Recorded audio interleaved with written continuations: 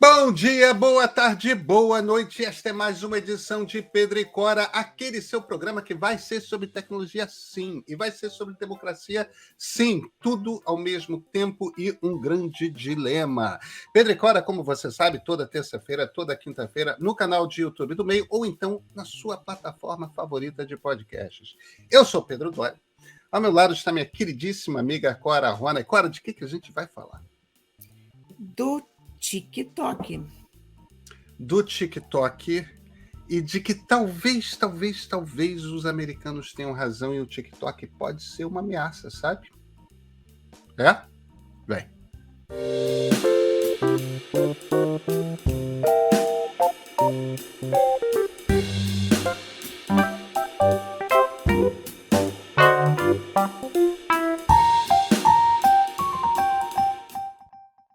Cora Rona, e você tem usado o TikTok ultimamente? Pedrinho, eu devo te confessar que o TikTok nunca foi a minha praia. Eu gosto do TikTok, hein? Repara, o meu problema com o TikTok é o seguinte: é que eu vejo o TikTok como uma tremenda, um tremendo desperdício de tempo, porque ele é viciante. Você começa a ver o TikTok, e porque o TikTok é muito curtinho, você vê outro e vê outro. Quando você olha, você perdeu 2 horas vendo nada. Você poderia ter visto uma série, você poderia ter lido um livro, você poderia ter assado um frango, sei lá. Você podia ter feito coisas muito mais interessantes com o teu tempo do que ficar vendo o que as pessoas estão fazendo. Mas o TikTok é cada vez mais importante, conforme a gente sabe, né? Total. Eu gosto de uma classificação que já não chama o TikTok de rede social. As redes sociais têm por característica unir pessoas com interesses afins, por assim dizer. Então, você está no Facebook, você está no Instagram, você está no Twitter, você escolhe com quem você vai fazer uma amizade, quem você vai seguir.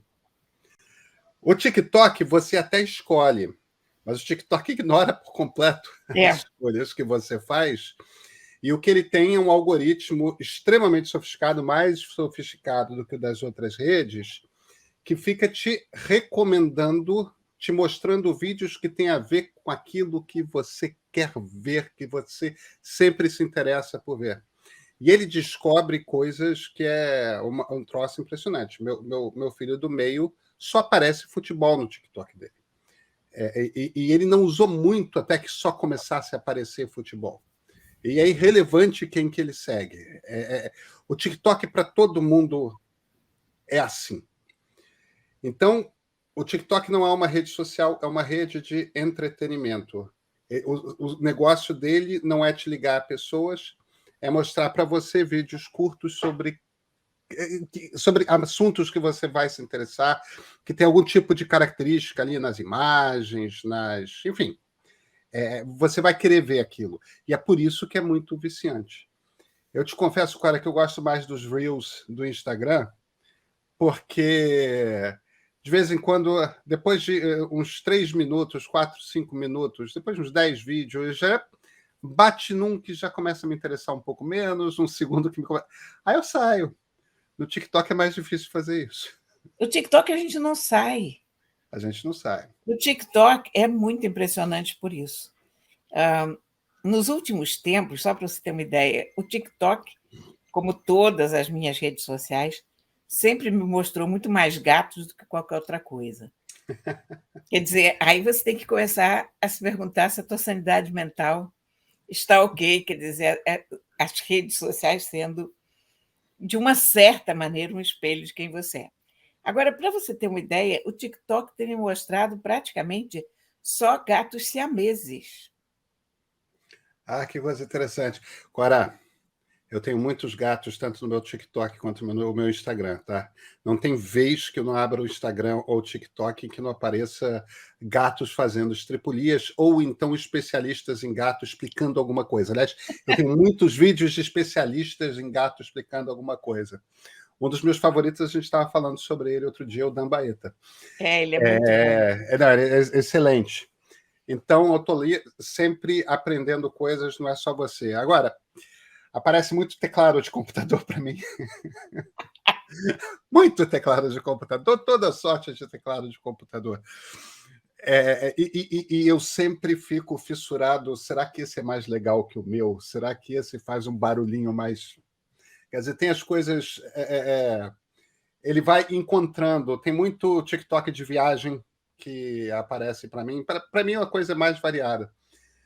Mas o motivo sobre o qual eu te provoquei sobre o TikTok é que é o seguinte: a briga dos Estados Unidos com o TikTok está mudando um pouco de tom, né? Cada vez mais gente no Congresso americano está manifestando preocupação com o TikTok. Os Estados Unidos já fizeram um banimento nos celulares federais, quer dizer, todo servidor público federal que tem um celular que é do governo está proibido de ter o TikTok instalado no seu aparelho.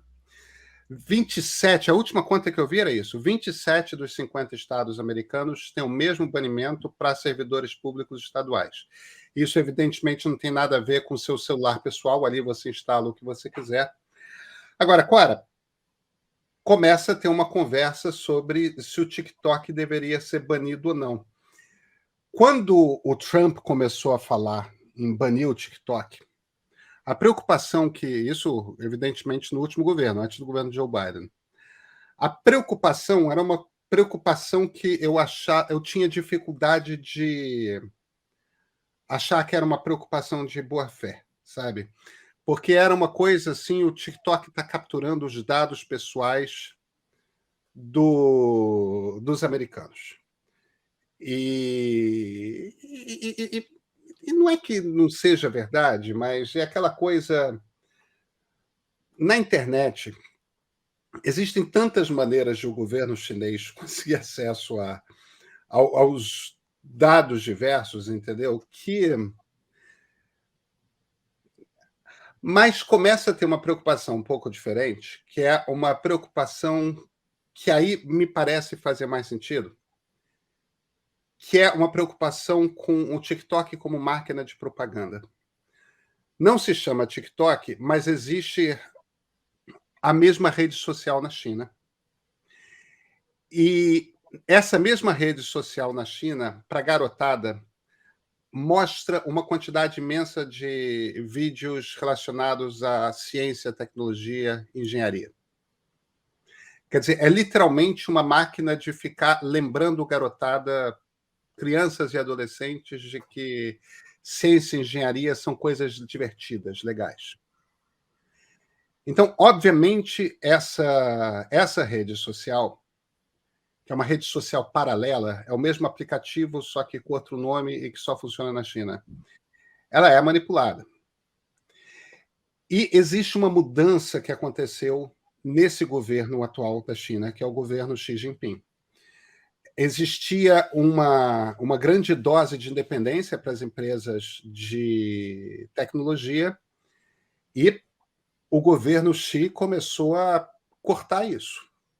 Começou a bater, brigar, silenciar altos executivos. Isso começou com o Jack Ma do Alibaba, O você Jack lembra? Ma do Alibaba, que é dono, por exemplo, do AliExpress, que é popularíssimo aqui no Brasil. O Jack Ma, que era um cara super independente, era meio o Steve Jobs chinês, ele está calado há uns 3 anos já, 3, 4 anos, que ele não faz mais aparições públicas, não fala mais nada, tudo mais. E existe uma coisa do governo chinês, não esquece quem que manda nesse país. O sistema é capitalista, mas veja, não estamos numa democracia. Então, as empresas estão sob o comando do governo, e o governo começa a ter essas preocupações. Os adolescentes estão jogando muito videogame, proíbe videogame. Os adolescentes estão isso, então precisa começar a ter. Precisamos de conteúdos educativos. A partir do momento que o governo chinês começa a fazer isso na China,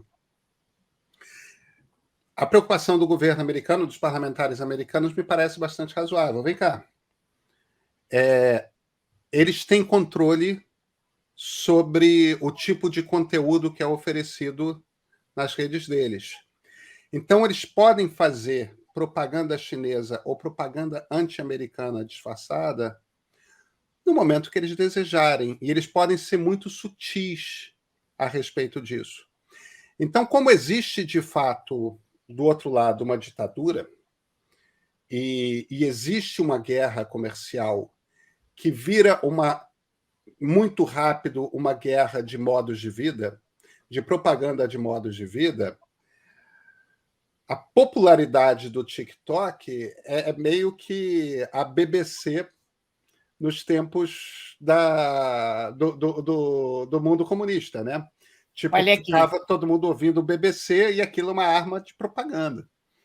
é um terreno pantanoso e extremamente perigoso, porque o TikTok parece muito inocente, especialmente porque a maior parte dos adultos não usa o TikTok. Vamos lá. Então, quem usa o TikTok nesse momento são basicamente os jovens. A gente não sabe o que está lá. Nenhum de nós tem a capacidade de saber tudo que está lá, porque ele só nos mostra o que a gente quer ver. Agora, o perigo hoje, a gente sabe, não é o que eles têm dos nossos dados, é o que eles sabem que a gente gosta. Então, o perigo não é você saber que eu tenho 69 anos, que eu moro em Ipanema, que, sei lá, eu faço compras uma vez por semana. O perigo é você saber como você influencia o que eu estou pensando. Esse é o Uhum. verdadeiro perigo. E os chineses sabem disso há muito tempo, há tanto tempo que eles não permitem nenhuma rede social estrangeira no país. Você não pode usar o Facebook, você não pode usar o Twitter, você não pode usar o Google e você não pode usar o Instagram. O Google nem é Pois é. uma rede social. Quer dizer, só Não, você pensar no YouTube como uma rede social, mas tanto que toda hora você vê, a gente fala que esse programa é o equivalente do Twitter na China, ou esse é o Facebook da China, e por aí vai. A verdade é que quem tem acesso à opinião hoje tem acesso ao poder. E nós vimos aqui no Brasil, nós estamos acabando de ver o perigo que é você ter uma rede que cria uma realidade paralela. Quando você olha para as redes de bolsonaristas, você vê que não é brincadeira. A gente levava isso muito pouco a sério. A gente achava que essas coisas mesmo, porque quem é que hoje em dia vai achar que a Terra é plana? Ou quem é que vai achar que há sei lá, um conluio entre as sociedades globais, o Jorge Soros, o Foro de São Paulo? As pessoas acreditam nisso. As pessoas vão lá quebrar os palácios em Brasília porque vivem numa realidade paralela. Porque pararam de se informar pela mídia tradicional, pelos canais responsáveis e passaram a se informar pelo WhatsApp. Então, o TikTok não é nada inocente. O TikTok é uma ferramenta extremamente poderosa. Nesse momento, o TikTok tem um projeto chamado Projeto Texas. Isso. Eles têm uma associação com a Oracle, porque eles estão no olho dos congressistas americanos. Quer dizer, Uhum. considerando que os Estados Unidos são uma democracia, ao contrário da China, onde a China diz proibimos o Facebook, proibimos o Twitter, não entra mais. Nos Estados Unidos a coisa é um pouco diferente, isso tem que passar pelo Congresso. E o Congresso agora estuda barrar. O TikTok estuda dar ao Biden o poder constitucional de barrar o TikTok. Então, TikTok partiu para uma ofensiva, criou esse projeto Texas. O projeto Texas, o que é? É manter todos os dados dos consumidores americanos em servidores da Oracle, que ficam no Texas, por isso se chama Projeto Texas. Esses servidores ficariam sendo cuidados por funcionários americanos. Toda a operação da ByteDance nos Estados Unidos ficaria em mãos majoritariamente americanas, mas nesse majoritariamente é que está o problema. Eu Porque é acho que majoritariamente americanas, mas respondendo. porque a gente não pode esquecer que tem um truque aí. Essas empresas chinesas todas, a composição acionária delas é sempre meio misteriosa. E o motivo pelo qual é sempre meio misteriosa é porque o governo chinês sempre tem uma golden share. O que é a golden share? Tem uma participação acionária que permite a ele ter comando sobre a empresa. E mesmo que ele não tenha a golden share, quer dizer, não tenha... A empresa é uma empresa chinesa. A China é uma ditadura absoluta. O Partido Comunista Chinês, e no comando do Partido Comunista Chinês, o presidente Xi Jinping, manda em tudo na China. Então, se ele fala que uma empresa tem que fazer X, a empresa tem que fazer X ou ela fecha no dia seguinte. Então, me parece, por isso que a coisa da preocupação com os dados americanos, que era dos dados de americanos, que era a grande questão do Donald Trump, eu sempre achei meio bobagem, porque sempre me pareceu muito fácil de contornar. Agora, o receio como máquina de propaganda, quer dizer, aí sei lá, ali na frente, veja, tem uma coisa que é importante a gente marcar aqui, para a gente se descolar também do mundo da paranoia, né?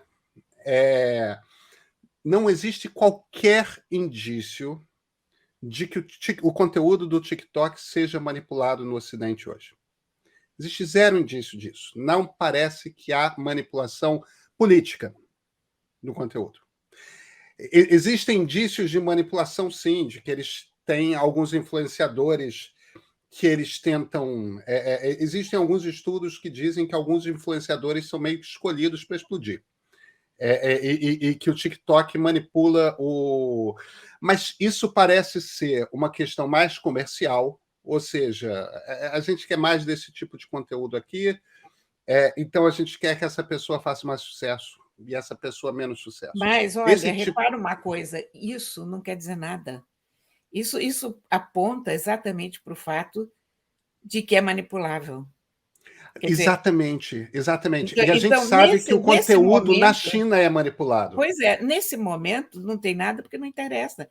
Não é um momento eleitoral e provavelmente a gente ainda não... Eu não acho que seja paranoia, não. Depois que a gente viu o que aconteceu aqui no Brasil, depois que a gente viu o que aconteceu nos Estados Unidos com Trump, claro. Nós vimos o que aconteceu com aqueles malucos do dia 6 de janeiro lá, mas ainda estava muito longe da gente. Aqui no Brasil, eu acho que gente como eu e você, e até gente menos ligada à internet do que a gente, porque ficou tão óbvio que você estava lidando com pessoas inteiramente alienadas e num outro patamar de conhecimento ou de... Não sei nem explicar o quê. De lavagem cerebral, talvez. É muito esquisito. Quer dizer, então eu hoje não me julgo mais paranoia ou paranoica em relação às redes sociais. Eu me julgo normal em relação às redes. Nunca estive tão paranoica e nunca considerei a paranoia uma atitude tão saudável, porque tem que estar, sabe? Porque quem não está paranoico em relação às redes sociais não está bem informado. Só os paranoicos sobreviverão, Cora Rona? Exatamente. Cora, existe uma manipulação de conteúdo, existe uma intenção do governo chinês de formar mais engenheiros, tem uma briga comercial por quem vai ter o domínio da tecnologia. Eu estou coçando muito o nariz porque fez calor o fim de semana todo, fez calor o dia hoje todo, está chovendo, então o tempo muda, eu fico com o nariz insuportável. Quem está ouvindo não sabe disso, só estou explicando por que... outro dia alguém num vídeo reclamou. Não, esse seu hábito de coçar o nariz mostra que você está pouco à vontade no vídeo. Eu sou um baita de um sem vergonha, não tenho nenhum problema de estar no vídeo. Meu nariz coça porque ele coça mesmo. Chama-se alergia. Chama alergia. Eu vou sair daqui e tomar um Alegra. Mas o ponto... O governo chinês tem essa preocupação de formar mais gente na área de ciência e tecnologia e está usando o TikTok dentro da China, não se chama TikTok, como máquina de propaganda para tentar seduzir garotada. Existe manipulação de influenciadores, que é uma manipulação comercial no Ocidente. Amanhã você tem uma crise diplomática séria, não existe nenhuma razão para a gente não achar que eles podem usar o TikTok para divulgar conteúdo que discretamente espalhe uma certa descrença da população nos seus governos, nos seus países, nos argumentos que seus governos fazem. Esse é um desafio para democracias, né? Como é Mas que você olha aqui, faz? eu vou te dar um exemplo simples, que não é nem uma coisa super complicada, não, ou uma coisa de guerra. Interesses comerciais chineses nos Estados Unidos são muito combatidos por certos parlamentares, por outros não.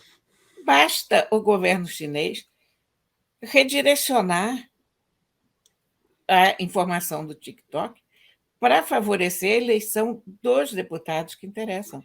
Não são deputados chineses, não são deputados que vêm, sei lá, da Claro, diáspora chinesa. claro. São apenas pessoas que tendem a enxergar o comércio com a China no patamar que a China prefere. Claro, Isso claro. não é uma coisa que seja uma coisa de exceção ou que seja o auge de uma guerra, nada. É uma coisa do cotidiano. Então, eles podem influenciar, sim, o cotidiano nacional de uma forma muito eficaz.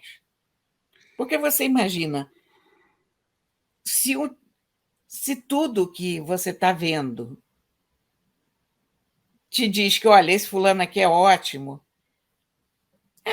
fulano é ótimo, pronto, vamos votar no fulano, e você está lá, preso a uma estrutura que você nem desconfia que existe por trás daquilo.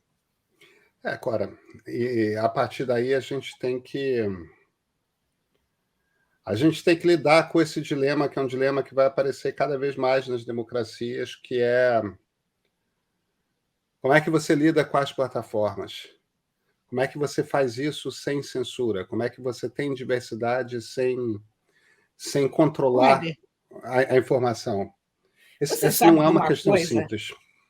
Não é um paralelo exatamente válido, porque são coisas um pouco diferentes.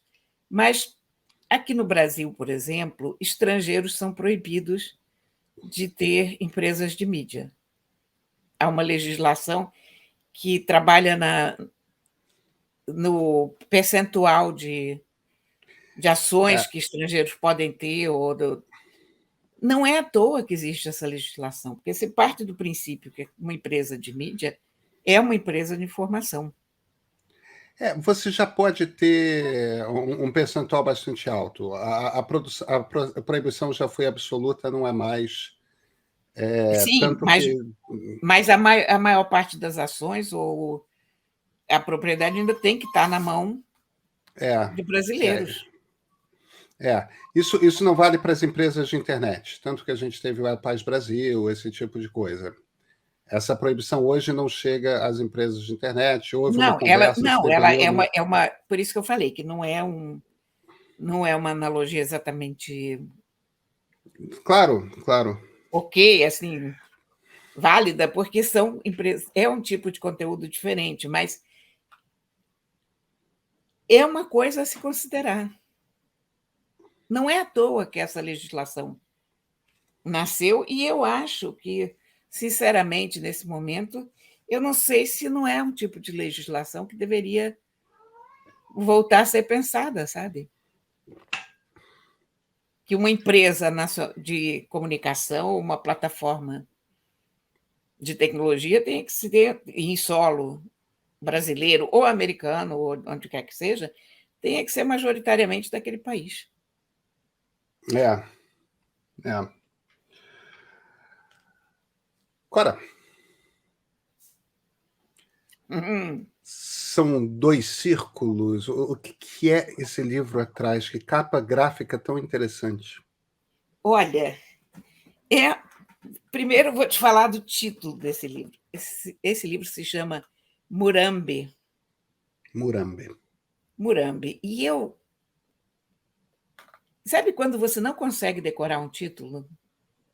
Eu ficava pensando em Morumbi o tempo todo, porque Murambi é muito parecido com Morumbi, não é não? É Se chama mais, bastante parecido. Mas mais soa mais árabe do que tupi, né? africano. Africano. Murambi é um lugar em Ruanda. Ah, O livro se chama, o subtítulo do livro que está aqui é O Livro das Ossadas. Ele foi escrito pelo Boubacar Boris Diop. Na semana passada, eu falei da graphic novel da Aya, de Yopogom. É uma graphic novel muito simpática sobre o cotidiano numa cidade africana. Esse livro, e a autora da Aya, justamente, ela se queixa que a maior parte dos livros sobre a África, e em geral as notícias sobre a África, só falam das grandes desgraças. Esse livro aqui é uma prova disso, porque uhum. esse é um livro sobre o genocídio de Ruanda. O Boubacar Boris Diop, que é o autor, ele, ele é africano, mas ele não é. Ele é senegalês, ele não é ruandense. Ele teve com outros escritores africanos em Ruanda em 1998, 4 anos depois do genocídio. Esse grupo de escritores foi lá tentar entender o que é que tinha acontecido, e cada um escreveu à sua maneira e, enfim, absorveu aquilo da maneira que pôde. E esse livro é inacreditavelmente bom. E quando você pega um livro como esse, você vê por que a arte tem a importância que tem. Porque nenhuma notícia que você possa ler sobre algo como um genocídio te causa o impacto que uma obra de arte causa. Nenhuma notícia consegue trazer aquilo tão para perto, tão para dentro.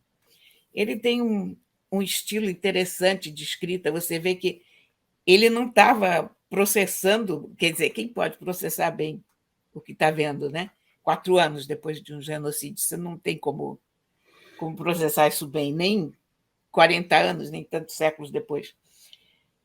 Mas ele cria um estilo de escrita muito fluida. Ele tem alguns depoimentos em primeira pessoa de como aquilo começou, que você nem percebe direito.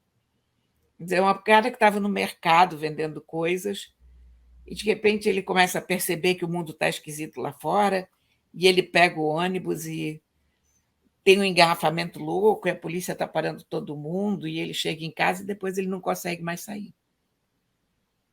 E coisas assim que É um vão. romance. É um romance, mas é um romance não linear, sabe? Ao mesmo Uhum. tempo, ele conta a história de, de um sujeito que vai para lá, que não estava lá durante o genocídio e que volta para tentar entender o que aconteceu. E aí Ele, vai ele é como. descobrir.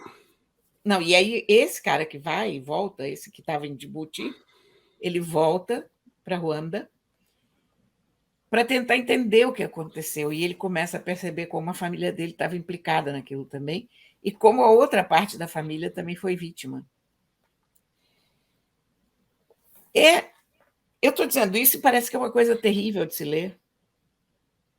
Ele não é uma leitura leve, mas é uma leitura importantíssima, sobretudo para a gente aqui no Brasil, um país tão dividido, porque mostra como é que o primeiro passo de um genocídio é você considerar as pessoas completamente diferentes de você.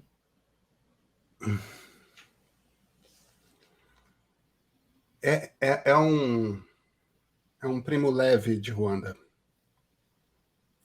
sabe? Não é porque não é um... Não é uma autobiografia, não é um livro de memórias. Não é um depoimento em primeira pessoa. Tem depoimentos de pessoas que conversaram com ele, mas, enfim, olha, é muito interessante.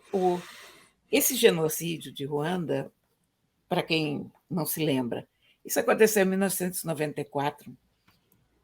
Os Hutus, que eram maioria, promoveram um massacre alucinado dos Tutsis, que eram uma minoria, mas uma minoria que tinha estado no poder e tal. E em, sei lá, 100 dias, eles mataram 1 milhão de pessoas. Para matar 1 milhão de pessoas em 100 dias, você precisa ter muita gente envolvida. E aí há uma frase aqui que eu achei muito importante, que é a seguinte, que quando você tem um genocídio, o problema não é tanto dos que foram mortos, é dos que mataram. O que você faz com essa gente depois?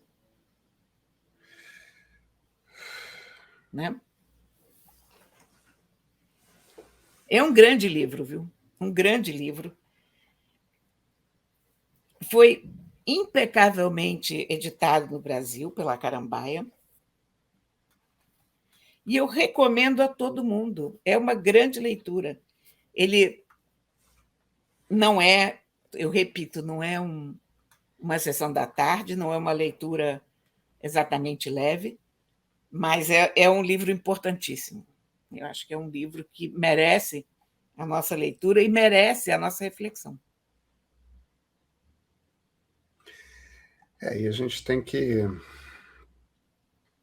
Eu acho que aqui no Brasil, nesse momento, a gente tem que começar a se familiarizar com a ideia de genocídio, né? Pois é. Por conta de tudo que a gente está começando a descobrir a respeito da política pública, a respeito do povo Yanomami no Brasil. E é uma coisa muito interessante, a definição de genocídio, Cora. Eu sei que você fala,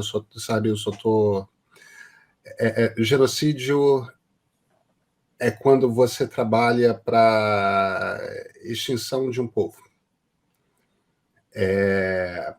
Isso pode ser através de medidas diretas e indiretas. Você não precisa matar todo mundo. Se você estiver tirando todas as crianças de um povo e levando para outro lugar, para que essas crianças sejam criadas longe do seu povo, da sua cultura, dos seus pais, mas isso já é considerado, tanto pela legislação brasileira como pela ONU, uma ação genocida. E houve uma política sistemática do governo brasileiro contra o povo Yanomami. Houve um processo de genocídio ali com o qual a gente ainda vai ter que lidar. Tem uma frase que você falou aí que me parece muito chave, que é: o genocídio começa quando você desumaniza o outro. É exatamente isso. E existe um livro, que é um livro que vários generais citam com muita frequência, porque é um livro escrito por um militar nos anos 90, em que questiona a existência do povo Yanomami. Diz que é um grupo indígena inventado, que, na verdade, os Yanomami não existem. Os Yanomami são um povo que viveram sem contato algum com outras populações humanas externas até o finalzinho do século XIX. Eles entraram no mapa das populações brasileiras, a República já era República. Foi depois do Império. E o contato mais sistemático dos Yanomami conosco é uma coisa dos anos 60, anos 70. É muito recente. Então, por conta disso, é diferente dos tupis, que a gente conhece desde os 1500. É diferente dos guaranis, é diferente dos gês, é diferente de vários outros povos indígenas brasileiros. E por conta disso, existe dentro do Exército Brasileiro uma certa defesa de que os Yanomami são artificiais, os Yanomami não existem, e controlam, e é uma tática para você controlar uma quantidade imensa de território na fronteira entre Brasil e Venezuela, e, portanto, é um risco à integridade do território brasileiro, porque se você diz que aquele território na fronteira do Brasil com a Venezuela é um território de um outro povo, você acelera a possibilidade de invasão e tomada daquele território. Uma baita de uma paranoia. Mas quando a gente vê... eu sei que eu pareço estar falando de uma coisa completamente diferente agora, mas é que o que você estava falando me remete exatamente a essa questão toda. Quando a gente começa a ouvir da quantidade de soldados, não de oficiais, mas de soldados, que nos fortes próximos ali da região Yanomami facilitavam acesso aos garimpeiros, facilitavam passagem de equipamento dos garimpeiros, facilitavam acesso de helicópteros dos garimpeiros, acesso à comida, acesso à remedicação, tudo mais, e não ajudavam a população Yanomami, que ia sendo cada vez mais esmagada ali. A gente percebe que essa ideologia de desumanização, de esse povo não existe, esse povo é uma ameaça ao Brasil, ela chega a esse ponto em que nós temos uma tragédia humanitária em curso. Então, é o que aconteceu com os Tutsis. No fim das contas, o ato de desumanizar começa aí. Isso me remete, Cora, a outro livro que você trouxe há pouco tempo, que é aquele Como Começa uma Guerra Civil, que parte da mesma premissa da Bárbara Wolff, quando dois grupos dentro de uma mesma sociedade começam a olhar um para o outro como estranhos. Entendeu? Se você não é do meu time, você é uma pessoa ruim. Você é uma pessoa que age de má fé. Estamos na zona do perigo, sabe, Cora? Eu tenho lido muito sobre isso, eu tenho trazido esses livros para cá, porque eu acho que isso deixou de ser uma conversa abstrata no Brasil. Não só no Brasil, mas certamente não é abstrato no Brasil. Pois é, ele deixou de ser abstrato, porque era uma coisa que até outro dia você dizia, isso nunca vai acontecer aqui no Brasil. O Brasil está a salvo disso. O Brasil não está a salvo de nada. Nós somos um país exatamente como os outros. Nós somos povoados por pessoas exatamente iguais às outras. E a gente percebe, ao ver esses extremistas de um e de outro lado, que é uma questão de sorte apenas a gente ainda ter escapado até aqui. Eu vou fazer um asterisco bem grande aqui. Nós brancos, porque os povos indígenas já estão sendo dizimados desde 1500. Eles já são considerados uma subespécie digna de erradicação desde que esse país foi fundado como Brasil.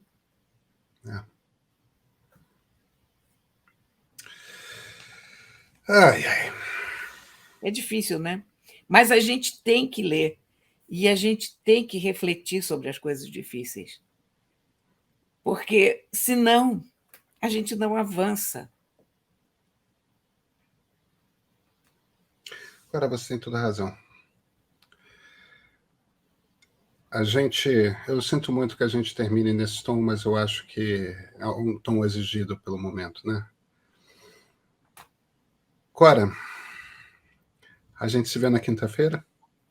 Quinta-feira será. A quinta, então, até.